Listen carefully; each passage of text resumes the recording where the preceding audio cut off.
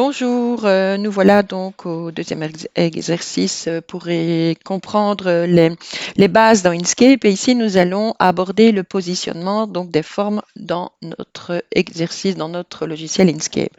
Comme forme dessinée, nous allons dessiner des cercles.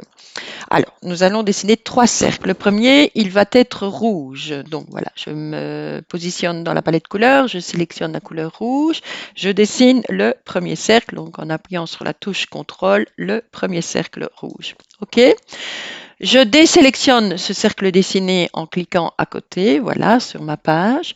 Je sélectionne la couleur bleue.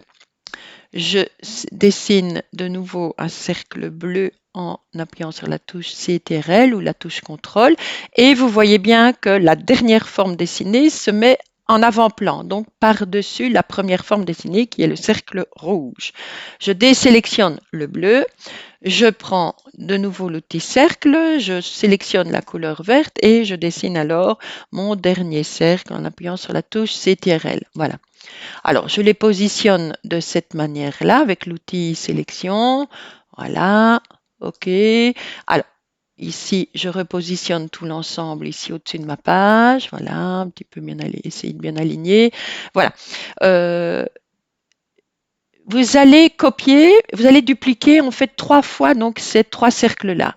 Alors, comment faire? Nous allons sélectionner donc avec l'outil sélection, l'outil flèche, nous allons sélectionner l'ensemble des cercles, donc les 3 cercles, comme ceci.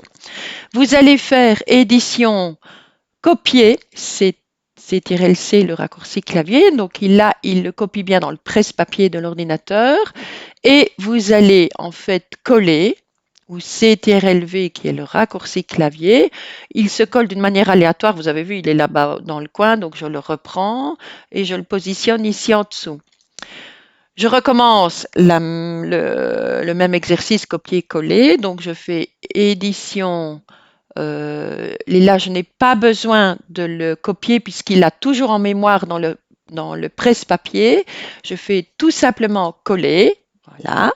Donc, je repositionne le troisième ici en bas et je le fais donc normalement 4 fois. Donc, encore une fois, édition, coller. Je vais le rechercher ici dans le coin et je le positionne, voilà, comme ceci. Donc, j'ai une série de 4. Alors, qu'est-ce qu'on va faire dans le premier ici, dans la première série? Je vais en fait monter au premier plan, donc le cercle rouge.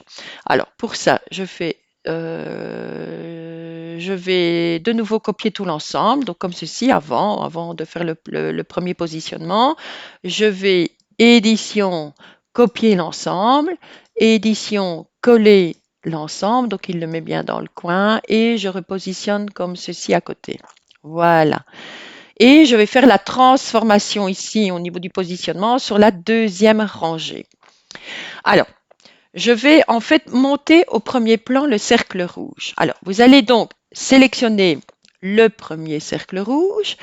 Alors, pour travailler les positionnements des objets, donc des formes, vous avez ici dans la barre des commandes 4 petits icônes qui permettent donc d'envoyer à l'arrière-plan, donc descendre la sélection à l'arrière-plan, où vous avez ici monté la sélection au premier plan. Et c'est bien sur ceci que je vais cliquer, voilà, pour positionner le cercle rouge au premier plan.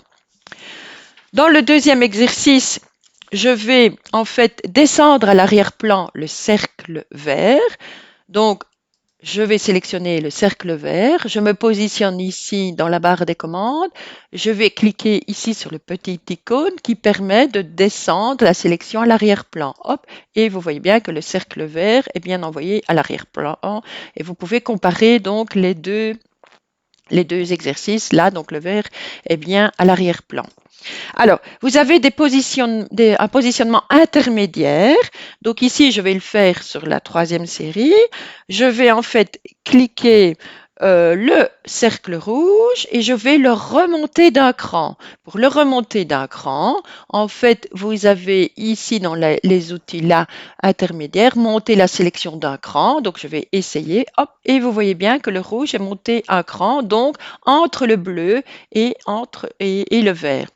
Alors, je vais faire ensuite, pour le dernier exercice, positionner le vert et le descendre d'un cran.